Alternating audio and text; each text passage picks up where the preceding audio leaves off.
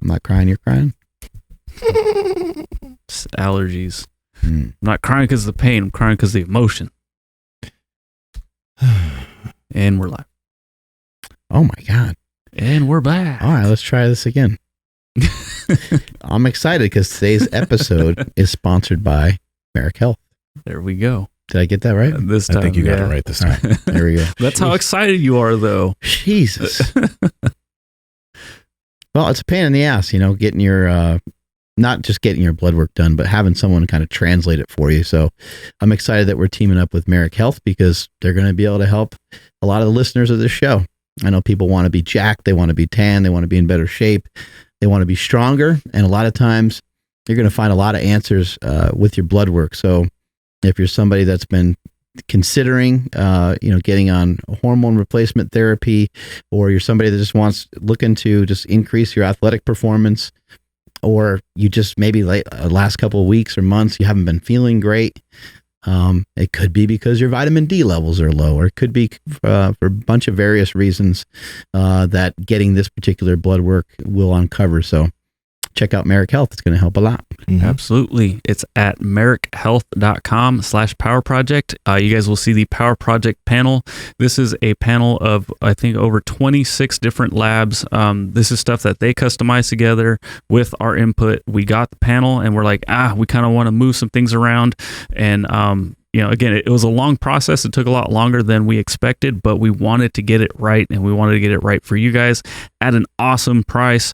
Again, merrickhealth.com/power project. You'll see the Power Project bundle. It's male or female, and load that up into your cart, and at checkout, enter promo code Power Project to save $101. Again, this is an amazing panel, an amazing deal. You're not going to find a more comprehensive panel at a better price anywhere. It doesn't matter where you go. But yeah, anyways, merrickhealth.com/power project. Yeah, and they're not just testing your blood and kicking you out. They're going to explain to you what everything means. They're going to go over it with you and come up with the best plan to fix whatever might be off or low in your system. And the cool thing is and this is why we're talking about this right now, it's there's a lot of things that can be adjusted with your diet and your lifestyle.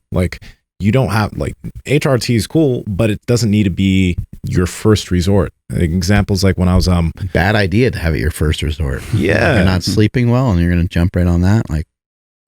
Easy fix is go to sleep. Mm-hmm. I think the biggest culprit I can think of was back in 2015 when I was prepping. My fats were really low, and although I was pretty lean, I was at single digit body fats for a while, but even when I was at 9%, and right now I'm at 8%, right? But at the time when I was 9%, 8%, 7%, I didn't have a libido. My sex drive was noticeably dampened. Let me just be real here. My dick wouldn't work in the times when it needed to, and I've never gone through that. Yeah, I've never dealt with that in my entire life, right? My libido was tanked, and even post-prep, my libido took a while to come back because I was on such low fats for such a long time. And because of that, I can probably also safely assume I didn't get blood work done at the time, but my test also tanked because we know how big of an effect fats can have on your testosterone level. We've had multiple podcasts where we've had guests talk about that. And if I just maybe dieted on higher fats, even though I looked healthy, everything would have also been right underneath the hood. And I think that's why blood work is so important, because even though you might look the part, there might be some stuff going on underneath that you don't even realize until it's too late. Remember Vigorous Steve? Oh, yeah. Yeah, he had a lot of great information for us. I think, we're training, we're doing all these things, and we're taking supplements, and we really don't know. It's just a shot in the dark. And so to get some blood work done, to kind of look under the hood and see what's going on, it gives you a lot better idea and perspective on what you should be doing next. There's been times in my life where I've just been flat out overtrained. And I would go and get my blood work done, and my liver panels would be crazy, and my C-reactive protein, which is a marker of your cardiovascular health, that would be just whacked out. And so I was like, oh shit, well, let me figure out, how to get that better. And then in talking to Stan Efferding, because at the time I didn't have a company like Merrick Health to help me, in communicating with someone like Stan's like, well, just relax a little bit. It's probably just because you like to train. It's get the test again, and don't make sure you don't work out like an animal the same day you get your blood work done, or maybe even the day before, don't train. And then I would get it checked, and then it was better. But like, what an awesome thing to like know that you can control these variables by sleeping better, by maybe paying attention a little bit more to how you're training and not overdoing it, staying hydrated, all these various things. And I've been very fortunate to be able to like get some of the blood work done, discover some of these things, see that my cholesterol is messed up or triglycerides, whatever it might be, and start to take action and to, get help and to have somebody kind of guide me through. Because I don't know how to, I know a lot about nutrition. I know a lot about supplementation, but I don't know how to reverse some of these different diseases or to change my blood work, move my blood work in a different direction. And so it's important that you got someone kind of guiding you through it. Yeah, we don't all have a Stan Efferding in our back pocket. No. Yeah. And then just because somebody had asked, I want to clarify, and I keep forgetting, it's, marekhealth.com. So MAREK health.com/power project. But one of the things that I love about being able to get our blood work done right now is, all right, you can look around and be like, okay, amongst a group of people, like who's going to be the healthiest? And in most cases, like in our circles, like it's going to be us. But if somebody were to ask like, oh, but like, are you really healthy though? Like, where's your cholesterol? I get that all the time. Exactly. Like, are you sure you should be eating all that protein? Like those questions. And Nsima's rolling his eyes because we hear that a lot. And it's like, oh, you should have protein, but not that much. It's like red meat though, not even just protein. Don't have red meat. My doc. Ooh, I have a story. Okay. So now, because we got our labs done, and in my case, my dad has high cholesterol according to the doctors, and so now I have to write that in my history form. My health history is like high cholesterol runs in my family. I got my labs done, and holy shit, my cholesterol is in great shape right now. I eat a lot of protein, ate a lot of red meat, and it's like now I can point to this and be like, yeah, fam, like this is what I do, and then here's the results. I'm not gonna flip anybody off. But here's proof that, like, hey, according to what I feel to be true, this is my truth, that this is the healthiest I've ever been. But also because of, if you want to rely on the science or you want like papers to prove that I am healthy, like, here you go. Mm-hmm. No, that's okay. So the funny thing is that I went to my doctor because I was getting the checkup on my foot again. And they want the records of my blood work, so I brought those so that they could have that, right? And when we had our first conversation, when I first met him, he was talking about my diet, and he was like, just going over general health things. I was like, I told him I eat a lot of red meat. He's like, you probably don't want to be eating that much red meat. It's probably not that good for you. You got to be careful about your cholesterol. Plus, you're a big guy. He assumed I was taking drugs and some shit, which I'm not. But he's like, you want to be careful with all the stuff, right? Anyway, I was like, all right, I brought my blood work. I like that your doctor's like, bruh, doing a natty or not. I'm sorry. When I was 18 years old, my doctor back then, his name's I loved the guy too, but he was like, so Nsima, you're pretty heavy. Just want to make sure everything good, man. I'm like, yeah, everything's good. He's like, you taking anything I should be aware of? I'm like, what do you mean, doctor? He's like, well, if you are on anything, you can let me know, right? I was like, no, doc, I'm not on anything. Are you sure? Wow. He's like, are you sure? That's awesome. I was like, no. That's so cool. Anyway, I mean, it sucks for him, but yeah. To the present, this new doctor, I brought my blood work in, and he took a look at my cholesterol numbers, by the way, which are all great. Everything is great. Everything is healthy. I eat a lot of red meat. I eat a lot of eggs. Mm-hmm. He was like, he almost had a heart attack because he didn't understand how everything could be so good with the way that I was eating, which I eat steak every day. I eat eggs almost every day. I eat very high fats, right? But it felt very good for me to understand that, like, I'm in a place where I look good, but also because of a lot of the stuff that we talk about on this podcast and the way we eat, everything under the hood is moving the way it should. When my journey first started, when I first started to look at blood work, which was a couple years back now, my blood work was a complete mess. I've even had high blood pressure. Oh shit. Had all kinds of things going on. My triglycerides were high. My bad cholesterol was high. My good cholesterol was really low.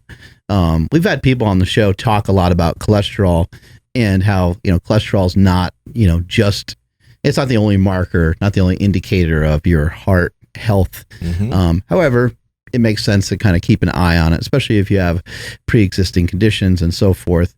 But like I didn't really know like that I would be able to make such drastic changes. I knew that losing some weight would help. I knew that, eating better than the way that I was eating when I was powerlifting would help quite a bit. But I really didn't know. And then on top of that, for me being a person using performance enhancing drugs for many, many years, I think you have a tendency to undersell like what these drugs can do and how dangerous they can actually be. Because when you get your blood work back and you're like, oh shit, okay, I'm in some trouble, you kind of lie to yourself. You're like, I'll get my diet straightened out and I'll do this better on A, B, and C, but I'm still going to take the same shit, or I'll just take a little bit less. Then you go back and get your blood work checked again, and it's like it improved, but it didn't improve nearly as much. And then you can kind of figure out for yourself, it's up to each person, like, how much and how long do you want to roll the dice for? It's kind of up to you. For me, I was like, I need to make a change. I need to make a change. Every time I got my blood work done, I was like, I could do better. I could do better. And so it kind of led me to where I am now, which is just hormone replacement therapy dosage. And when I get my blood work back, the cholesterol, the triglycerides, even like my blood pressure sometimes my blood pressure is kind of low, and they're like, this is different than where I was a few years back. So there's been a lot of great changes in that. I would also mention, though, I don't want to oversell this to people. I don't want to say, hey, I feel way better and stuff. I've always felt really good, and I continue to feel really good. But I personally think that I avoided some pretty bad disaster, because not only was my lipid profile all fucked up and my blood pressure was high, but my fasted glucose and things like that were fairly high. So like almost pre-diabetic. So it's like, that is a really bad spot to be in. From all the information that we learn on this show about heart health and stuff, it's like that is a great recipe to die young. That's a great recipe to have some sort of heart issue. So I'm happy that I learned all the stuff I learned years ago. And I'm grateful that I have someone like Stan Efferding in my back pocket. But as you guys mentioned, not everybody has access to that. But now you do, with the company that we teamed up with, we're very, very confident these people are going to give you guys the help that you need. I've already been through the process with them. I've gotten blood work from them. They have read my blood work. They translated it all for me. They told me what the plan is coming up next. I received pharmaceuticals from them. I utilized them. That seems to be working well. And even from that point, I got subsequent blood work done, and things seem to all be heading in the right direction. Yeah, when you mentioned, you were able to kind of avoid some serious issues. To this day, I mean, Sarmageddon was over 2 years ago now, and I still get flooded in my DMs from questions about that series. And I always talk about like, get your blood work done. Now it's cool that I have it like, here, get your blood work done here. They'll take care of you.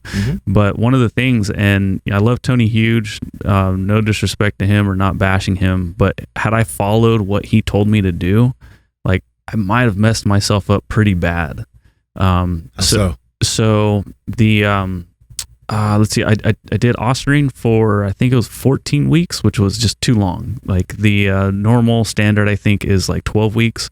So I went a couple extra weeks, and I was supposed to ride that right into a more potent SARM, like right after. But I got my blood work done, thank goodness. And I checked some of the numbers, and I don't know too much, but at that time I was kind of like studying a lot of stuff with blood work. So I could see like right out the gate, like, that does not look good. That looks pretty bad. And I had Mike Mutzel kind of interpret it for me, and he's just like, yeah, it's not good. He's like, you're fine. He's like, you need to work on some things now. But because I got my labs done, I was able to like make the smart, conscious decision to be like, I need to stop taking these supplements or PEDs, whatever you want to call them, because my labs look pretty upside down right now. I talked about it with Vigorous Steve, but I can't remember all the ins and outs of what happened, but my good cholesterol was terrible. My bad cholesterol was way high. Triglycerides, testosterone was plummeted. A lot of things changed, and I would not have known because I felt fine in that moment. I felt good. I mean, I was on a performance enhancing drug. Like, I was stronger. I was feeling awesome. And then I looked at the labs and I'm like, ooh, like, damn, maybe I shouldn't be taking this stuff anymore. So I think because of that, I was able to kind of avoid some of the things like Mark just said. I was able to kind of skate by and be okay. And the thing is like, for a lot of people, not trying to scare people, but sometimes it is easier, like, no matter if you're doing a nutritional protocol and you're feeling all right, or if you're on something, sometimes it is easier to just not look under the hood because you just don't want to see. You don't want to see what's going on. Sometimes some people don't even want to. But the thing is, it's like, especially I'd imagine if you are using if you're using stuff like they're not chemicals. What's the whatever, if you're using drugs, like this is chemistry going on, right? And when I hear people talk about some stuff, I'm just like, how can you just say, do this, do this? Like, there are all these interactions. Something's going up, something's coming down, something else is going up. It's not that simple. Right. So if you're choosing to do that, you better be sure that everything's going on, because I know a guy, I'm not gonna say his name, but I know a guy that was he did some stuff, but after he came off for 2 years, he said he didn't have a sex drive for 2 years. Ouch. Right? That's a long ass time. That's a long time. And then it slowly came back, but it took a while. And those aren't now he's back to normal, but those aren't the things that you want to have to deal with. You know what I mean? You don't want to have You're just thinking, I want my arms to be a little bit bigger. You think I want my arms and shoulders to be a little bit bigger. Yeah. You're not thinking of the repercussions, and there's ways of doing these things safely to where you don't have to end up with a situation like that. But you can also, like, I think a great place to start for most people is just to get your blood work checked, and then to kind of go from there. Like, if you're trying to make really make big changes with your physique, I think a great place to start is with getting some blood work done and take a look and see, because maybe you've tried before, maybe you have messed around with different diets and messed around with some different protocols, but you're just struggling, you're having a hard time. Another great place to start for people that are a little older, people that are in their 40s and people that are in their 50s, is same thing. Like, if you just don't feel the same way you did when you're young, there's remedies for that. There's situations where you can, like, just get your blood work done. You can look into it. You can make whatever decision you want from there, whether you want to try to do it naturally with vitamins and minerals and getting better sleep and having a better nutrition plan, or you can go a pharmaceutical route where you utilize some hormones to boost you up. The word I was looking for was pharmaceuticals. Yeah, that was the word I was looking for. Pharmacology, the pharmacology of it all. But I mean, that's one thing I want to like mention, guys. Like, some of these things could be as simple, if you're not feeling the best, it could be as simple as, like, you're not intaking enough fat and you're not getting enough sleep. Because, like, the reason why my libido went away for such a period of time was because I was eating 30 to 35 grams of fat for weeks, right? And again, your body's like, you're gonna die. Let's not focus on reproduction. Let's just conserve energy. Conserve energy. Like, I was feeling like crap, and even when I came back to normal and I started eating more fat, it took me a while to get that back. Nowadays, since I am high fat and I'm just as lean, I don't feel bad anymore because my fat's where it should be, my sleep's where it should be, everything's good. And I think, Andrew, I think every time when you're like, I don't have good energy, you can usually link it back. Yeah. You just tell me. Well, yeah, I mean, so again, being, somebody who's still inexperienced with everything, I'm coming around, right? I'm getting some experience, but, I would talk to Nsima about my diet and be like, dude, I'm hitting my macros. Like, I don't know what's going on. Like, I'm not feeling too good, or I'm sorry, hitting my calories, limit. And then he'd ask me about my fat intake, and I'd be like, it's pretty low right now. And then like, how low? And then I wouldn't track, and then I would track, and I'd find out I'm having like 25 grams of fat for like probably like 2 weeks straight. Ouch. And then I would come to Nsima and be like, bro, dude, like I'm just, man, I hit a wall or something. Maybe I'm training too much, or like I'm not getting good sleep. Like I don't know what's going on. And then again, how much fat are you eating? I'm like, oh, that's right. And it's just funny. It's just one of those things where it's like I know the answer, but because I just need somebody to tell me. But no, I absolutely feel it when I don't have enough fat. And because of the foods that I like to eat, my dumbass will undereat fat often. You know, we like Piedmontese, and Flatiron steak and Bavette steaks are my absolute favorite, and they don't have that much fat, but they have a lot of protein, and I do get very full, so I'm satiated. But again, More ribeyes. I know I need to get some of those ribeyes. The tomahawk. But like, yeah, because of that, I would hit that wall pretty hard, and then Nsima just points it out every time, like, well, where's your fat? And I'm like, dude, leave me alone. Yeah. Yeah. So yeah, getting the right amount of fat, or not eating enough fat, really messes me up. Has there been anything alarming from either one of you guys with your blood work? Or just that you were like, oh, I think I can maybe work on bringing that up more, or I'm going to make this change and see if this would help with whatever thing showed up in your blood? I was surprised, like since we had the dentist, vitamin D. Yeah, Joel. What I forget. Dr. Gold. Dr. Gold. There you go. Yeah. He heard how much vitamin D I was taking, and was like, dude, you're taking way too much. You need to cut back. You know, he basically told me to get off of it completely for like 2 weeks, get back on to only like 10,000 IUs per day.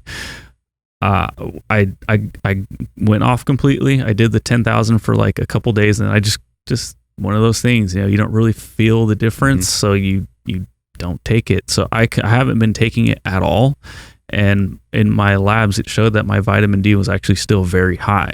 So this isn't like what you had asked, but it's just something that really caught my attention. It was like, whoa, like wait a second, like I expected that to be very low. So that surprised me that my vitamin D level was still very high. You know, I don't know about you, Nsima. Yeah. Do you get some decent sun? I mean, I try to. I don't think I do, though. I feel like you get like 20 minutes a day, maybe 10 minutes a day. Yeah, I mean, I'll go for a walk here at work, and then try to get another walk before we go to sleep. But I haven't been going out of my way to get extra sun. Right. And I feel like if you were to ask me before I got my labs done, I'd be like, oh, I'm going to be deficient in vitamin D because I'm not taking enough, or I'm not taking any, and I'm not getting enough throughout the day. Consume dairy? All the time. Well, there you go. See, that's shit I didn't even think about. Yeah. Greek yogurt. Yeah. I don't know if there's like said almond milk. Yeah, I don't know if there's like profound amounts of vitamin D like left intact in dairy, but from my understanding is that there's some in there, and then I think there's like I think you eat a variety of food, so I just think for most people that eat like a variety of healthy foods, a variety of whole foods, there's not a ton to worry about when it comes to kind of their vitamins and stuff. Yeah, but that's another thing, it's like we talk about the importance of vitamin D, and I walk the walk, and I felt almost like oh dude, I'm not taking care of myself, I'm not getting enough vitamin D. Or the other side of it could have been like I could have been taking something and gone to the extreme, and kind of been wasting money at that point. They can even tell, like in your sleep, they can even kind of they'll have an idea whether you have sleep apnea and all kinds of things, because they'll see your red blood cell count be higher. So thanks for bringing that up. That's actually my number one thing right there. Well, there you go. Yeah, is my hematocrit. It was high before I took anything, and it was really high when I started taking stuff. Right. So that could be due to like sleep apnea, of course. Right. So that it's funny because it's kind of like what cyclists try to do. They try to get their hematocrit high so they can do more. But I'm like, fuck, where's it at? Like, it's not kicking in for me. Right. Like, get me on a rower or the assault bike, and I'm like crashing within 5 seconds. It's tough. So I'm curious, like, what EPO actually does. Mm. Because I mean, if that's the goal, it's like, well, dude, I should be Lance Armstrong right now. Yeah, you're like, mine's high. One ball and all. One ball. Yeah. But so a few things that I was surprised with. Nothing was crazy out. I was expecting my testosterone to be higher, but my total testosterone ended up being 639, and then my free testosterone was 16.5 nanograms per deciliter, and the optimum range was 20 to 25 nanograms per deciliter. Now, by the way, like, apparently your levels are higher in the morning and they go down during the day. I'm pretty sure I got my blood drawn around like 1 p.m. By the way, anybody that wants to take this clip, please do so and make a Natty or Not video on him. Ready? You won't. But literally everything was good. He did suggest that I supplement boron because of my SHBG. So like he mentioned that there are like borons in raisins and dates, but then I can also take a boron supplement. And one thing that we laughed about was the prolactin. Yes. Okay. My prolactin, the optimum range is apparently less than 10 nanograms per milliliter. And I was far above range. Apparently at the time I was at 20.4. Right. And he said that there are a few things that may cause like high prolactin. And one of those things was obviously smoking a bit. Right. So I do smoke a bit, not a crazy amount. I smoke a bit. But then he was like, then they didn't know, but they're like, are you aware of something called Kratom? And both Andrew and I started laughing because we were like, yeah, we love Kratom. Anyway, there's nothing dangerous about it having high prolactin, especially I wasn't like excessively high. But he was like, it might just be something just to understand. But I even asked, so do you think should I smoke less or take less Kratom? He's like, no, not really. If you find that it's not affecting you at all and you're fine, it will have no negative effects. But this is just the levels that we see people at, the levels where you're currently at. So that was really it. Everything else though was good. I should be mentioning too, there's other things that you can take that aren't even in the steroid realm. There's many compounds that you can be. So again, an advantage, this is a half an hour plug of Merrick Health, I guess, right? But another advantage of being teamed up with people like this is that if you had prolactin levels that were causing you some sort of issue, sometimes gynecomastia can come from that. I do think that sometimes there can be sexual issues with having high prolactin levels. But there's things that can be prescribed to you that can assist with even just that. Maybe you don't really care to be on like testosterone. Maybe you don't care to get like, big and jacked, but maybe you just want some of your levels of some other things to be optimized and you want things to just be heading in the right direction. I mean, they can prescribe all kinds of stuff. I know that we kind of are mainly talking about TRT, hormone replacement therapy, trying to keep those levels optimal. But if you needed a statin, it's my understanding that they can prescribe just about anything that's needed in accordance to how your blood work turns out. They're not going to prescribe you stuff that you don't need. They're not going to give suggestions and say, hey, like, let's just start taking all these different pharmaceuticals and see what happens. They're doing it based off of what is actually going on in your blood. And like you pointed out, and like Andrew pointed out, you can't really hide. You can like try to not tell the doctor.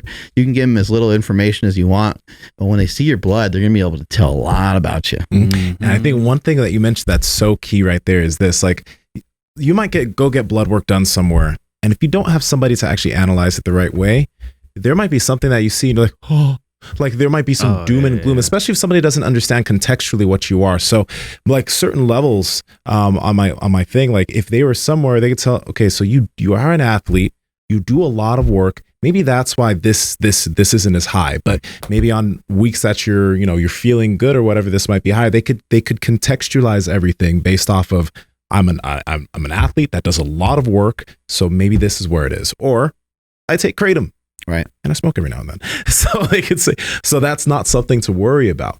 But in other situations, like there was a cancer screening on there, and I'm good. Right. But these are things that you don't want to find out later by accident. I think an interesting thing is you heard of what happened to Mark Lobliner recently. He had like it was a benign tumor, but they had to like cut it out and remove it. right? And it's like a freckle that he got like looked at more or something like that, right? And it turned out it was cancerous. Cancerous, yeah. So he had to get that shit removed. The only reason I'm mentioning that is because like if he didn't see that, that may have turned into something else. And when I didn't even realize that this had a cancer screening until I got my results. When I saw that, I'm like, number one, I'm happy I'm good. But number two, this is something important that it could literally save a lot of people's lives. Because some like they've had situations, they said that they've had to have that talk with somebody like, hey, this is here. Let's not be too alarmed. This is how we're going to deal with it. And you want to know that. You don't want to find that surprisingly one day and it's too far gone. So interesting. The internet just died out of nowhere. So anyways, but one thing also about like, again, kind of going back to Sarmageddon, but like it's hard to tell somebody like, hey, if everything's going well right now, get your blood work. And then if you're going to hop on something, get your blood work, you know, to tell somebody like, you're going to have to keep doing this over and over and over and over. Now it's a lot more affordable, but what I was going to say is like Nsima, like you are totally healthy right now. And you still got pretty excited to get your blood work done. So I don't know how you guys feel about this, but like when my son turns 18, I kind of want to get his blood work done. Like, I don't know if that's a weird, like if I don't want like, you know, CPS coming down on me or something, you know, like you took how many vials of blood out of him? But I don't know. What do you guys think? No, I think it'd be great for people to get their blood work done kind of regularly. You know, we mentioned this before on the show where, you know, you go to the dentist, you know, twice a year. It's pretty common for most people. At least here in the United States, people that have the health care that they need. But for some reason, when it comes to the doctor, you never see the doctor. You never, like, I don't even know, like, for example, with me, I barely even know who my like primary doctor is. You know, currently don't have one. Yeah. And it's just, it doesn't really make any sense. But, you know, I'm investigating my health, at least on my own. And at least I, you know, I'm looking at my blood and I'm looking at some of these things. But most people are just going through day by day, just kind of sweeping their health underneath the rug. Oh, I'll get to training some other time. I'll get to, I'll make my diet, you know, better, you know, next week or next month or next year, or who knows how long they prolong it for. But, you know, it's something that will catch up to you over a period of time. And I think getting your blood work done is a great place for people to start. And you mentioning, you know, getting it done for your son, it's like, that's actually really cool because when he's like 30 or 40, you know, or however old he is, when he figures out that he wants to maybe do it again, he could have record of what it was like when he was young. Yeah. None of us have that. No. I wish. Well, actually, I might have some, but I wish. I mean, you're fairly young, but you know, people are like, oh, I wish I felt the way I did when I was in my 20s. Well, imagine having that record of, oh, that was kind of like the reason why I felt that way is right here on this paper. Yeah. So that's a great thing to do. And you know exactly what you need to change. This is actually very big because, again, when you change dietary protocols, that could very well change how you feel.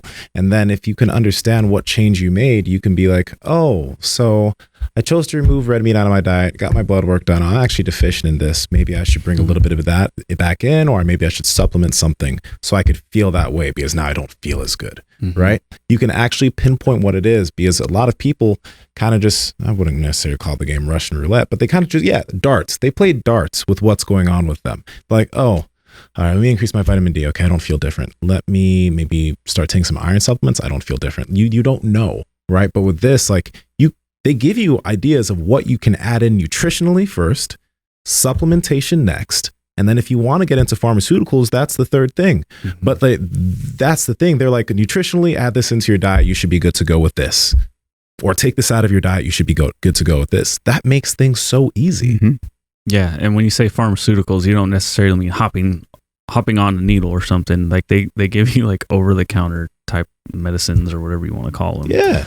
I guess so. My question to you guys, again, going back to the fat, I like going low fat because I feel like I can get more volume of food.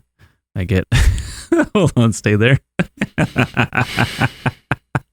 That's how I feel. That's how I feel. Change the camera. I mean, how can you, it's tough because when you see the caloric I guess the number right next to a gram of fat, being 9 versus 4 on a carb. I mean, I track calories. I understand protein is going to come first for me. When you account how expensive fat is on a diet, I mean, how can I stay in a deficit and still remain full? Can you get in 70 grams of fat without like sacrificing your carbs? Yeah. 70. Yeah, I can get 70. But I mean, that's a legitimate question I have for you right now. Can you at least get in 70 grams of fat each day while still not sacrificing your carbs too much? Yeah, I can. And you're good. Like, you don't need 100. You don't need 120. You don't need 130. Like, for you, a man your size, if you can get in 70 grams of fat per day, I can probably guarantee you're going to feel pretty good. Like, you will always feel pretty good, if you could do that, you're going to be fine. Okay. And then obviously, like, get in a good amount of protein, get in some red meat, ideally. Yeah, absolutely. Right. And with Piedmontese, we have cuts that are lower fat, but meet that 70 minimum for yourself.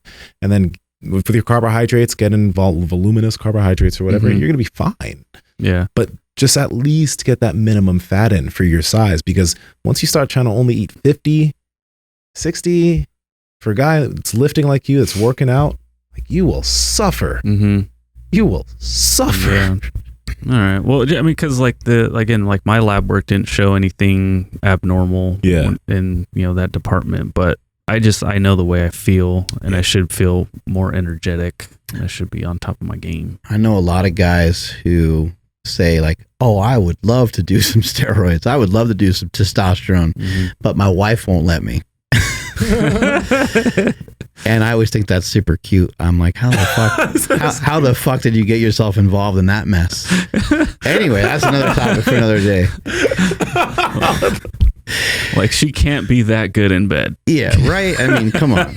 You must have gotten a better blowjob somewhere. At some point. I mean, come on, let's just be honest. And she would be down for steroids. Yeah, she would take them with you. She would inject them into your butt for you. Yes. Right? God. That's what I'm talking about. Anyway. we got sidetracked again here. That's what happens. Nah, it's fine.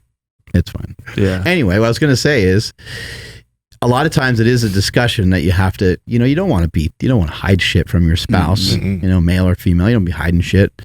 You wouldn't feel great if you found out that your wife or girlfriend has been smoking pot for 30 years and they never told you about it. You wouldn't care, probably. Like, I wouldn't care, but like, you would just be like, that's odd. Like, why didn't I just, would have been nice to know. Like, why are you hiding it from me? Makes it more weird, right? So I know a lot of people have had this kind of hurdle. And when you take into consideration that you have doctors and pharmacists and you're getting stuff that's pharmaceutical grade, you're not getting some shit from some bro that he made in his bathtub. Yeah. You're also getting it in accordance to having, you're getting your blood work and seeing that you could make your hormones more optimal with an intervention of some pharmaceuticals or from some hormones. So I think this would be an easier way to get your lady on board with you potentially going that route someday. So yeah, it's way better than being like, nah, babe, like, for sure this is the right amount. You don't understand. The guy at the gym is huge. He's gigantic. Yeah. This is the same protocol as Nsima. It's gonna be fine. Nsima's gonna take care of everything that I'm on. I promise he's not gonna steer me wrong. He's got so much experience. I hate you. I love you, but I hate you from the bottom of my heart. Talking about the fat intake. That's all I'm talking about. That is it. Promise. Wink, wink. Oh, God. But hey, there have been a lot of stories like, 50-year-old dudes, sometimes their test is low. They get on some HRT stuff and bam, they're back. Right? In more ways than one. So, sometimes your wife probably might want you to definitely do this. What do you mean? What do you mean by that? They're back. Bam. What are you talking about? Bam, with the fist in the air. Well, the Whitmers talked about it, right? When we had the Whitmers on the podcast, he was like, hey, yeah, some of these guys get on and their wife just like loves it. Yeah. She wants them to stay on, like, yeah, because and you started to go a little bit too into it, right? Yeah. Yeah. Well, it brings up another another topic of like why women should also get their levels checked and everything, because like what Carl Lenore said, he's like, if you're gonna get on like HRT or something, you might want to go on as a couple, because you're gonna have one, guy that's just like, hey, let's go like all day long, and then the lady might not be like whoa, like slow down, like I always thought those Viagra commercials were bullshit, where they show the woman's real happy too. I'm like, I don't know about that. I think they'd just be like, get away. They'd be running the other way every time they see you pitching a tent, Hey, that's real shit though, man. That's real stuff, right? The commercial shows them all happy. I think there's like that one where like they're in like a bathtub. Yeah, what's the deal with the bathtub like next to like a fucking lake or something? I don't know this one. It's just out in the middle of nowhere. There's just a bathtub and two old people just kind of hanging out in there. Wait, the best ad is when the guy is Santa Claus. You remember that one? No. The guy's. I wish I could pull it up. The guy's in internet's down. Oh, the internet's down. Yeah, it's fucking the guy's bullshit. the guy's. It's like I mean, I don't even know if they would run something like this nowadays. Was it a dick in a box? No, but it was clearly like a work party, and the guy's dressed as like Santa, and it's like a Viagra, a Cialis commercial, and all the ladies are like lined up, and they're super happy, and super pumped. They're like dancing. They're all waiting to sit on his lap. You remember that commercial? I don't remember it, but I saw where you were going when he had like Santa. Oh my God! Wow. No, that commercial they would get canceled. Amazing. Viagra would get canceled nowadays for that commercial. Bring that commercial back. That commercial for like, I don't know, Steak Shake or something. Yeah, that was great. Oh my God. So many things would work. You guys remember the Carl's Jr. ads back in like mid 2000s where the girls were like eating and they were making out with each other? Those are so good. As a kid, I loved those commercials. Great. But those wouldn't air now. Yeah, and it just keeps like landing all over their tits and everything. Like, oh my God. Like the barbecue sauce. That was good stuff. I loved Carl's Jr. because of that. I still think Carl's Jr., if I'm talking about trash fast food from McDonald's, Wendy's, Carl's Jr. is the best. And it's probably because of those ads. Mm-hmm. I don't know. Jack in the Box? Better. Carl's Jr. is better than Jack in the Box. Dude, I'm telling you, the we ads gotta run got your me labs with again because I think something's wrong. The ads got me. Those Carl's Jr. ads work really good. They were great. Jack in the Box has funny shit though too. Dude, you can go get a hamburger, a chicken sandwich, a taco, a fucking egg roll, and a cheesecake if you want, on top of like coffee and all kinds of other shit. All right, in a future episode, we need to get all these foods out of the way. We need to eat all these things like on air. Yeah. Our favorite cereal, pizza. Like we need to eat some of our favorite cereal, but then share our favorite cereal with each other, and then get a bunch of fucking fast food and get Chinese food. We need to get that off the table. We've been talking about that so much. Not all in one show. Not all in one show. Yeah, because we got to spread it out for multiple fucking shows. Blowout. Well, I was telling Jesse Burdick how I used to eat back in the day, and he's just like, you guys need to do something where all three of you eat the way you used to back in the day. So like we'd have to eat whatever like Nsima's mom makes, like whatever exotic Nigerian food you can think of. We'd have to eat that, and then you'd have to eat like me, where you'd have like Kit Kats and coffee for breakfast, and then we'd have to try to eat like bench bagels like Mark. Oh yeah. But we can't go to the healthy things. We need to go back to the times where we were eating the most unhealthy. I feel like that's the most fun, because Kit Kats my mom and coffee fed me for breakfast. Yeah, that's not good. But I don't want to bring the healthy food my mom made. I want to bring some granola bars, some cereal, right, and just whatever else I can remember that was just bad, And then we need to tell people you shouldn't do this. But we're just doing this as an example. Do it, We're doing it to show you what not to do. Do as we say, not as we do. As we enjoy the fuck out of it on air. Yeah. I'm down. I'm down too, actually. I don't know. Let's do it right now. I think you guys would absolutely hate to try to eat the way I did back in the day. Kit Kats and what? So this is a secret, but yeah, Kit Kat and coffee. So you break off a piece of Kit Kat, drop it in your coffee so it tastes like chocolate, on top of putting the chocolate creamer inside of it with whatever the fuck else sugar I wanted. I would fall asleep so quick, bro. I think so too. No, oh my God. A little hot cocoa. Yeah, it's so good. But then because this is at AM PM, so when everyone else was eating breakfast, I was like halfway through my workday already. So I would go in and get like the 3 hot dogs for $3, and that's what I would eat like kind of for breakfast hour. Wow. And then fast forward a couple hours down the road, and I would get like a grilled cheese sandwich at Jack in the Box with fries, no meat, just eat that. Well, you have transformed. Oh, I know. You are a different human. Different. But I'm saying, like, we would probably die if we ate that just for one day. Nah, you'd be fine. Probably. Take us on out of here, Andrew. I will. Thank you, everybody, for checking out today's episode. Sorry to everyone that was on. In and a out. rim job. Damn. Wow, dude. That Straight rim job.